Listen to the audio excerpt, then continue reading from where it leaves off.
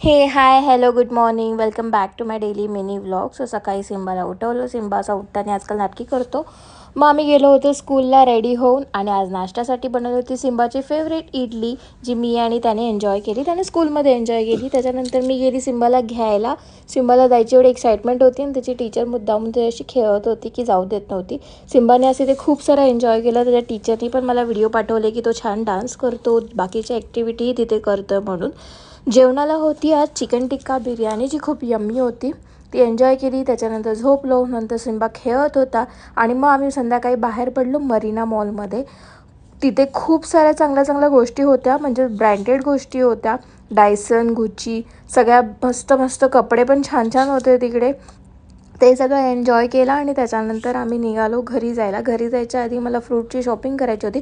इथे भरपूर varieties of fruit होते. आम्ही फ्रूट्स घेतले आणि आम्ही घरी आलो. बाय.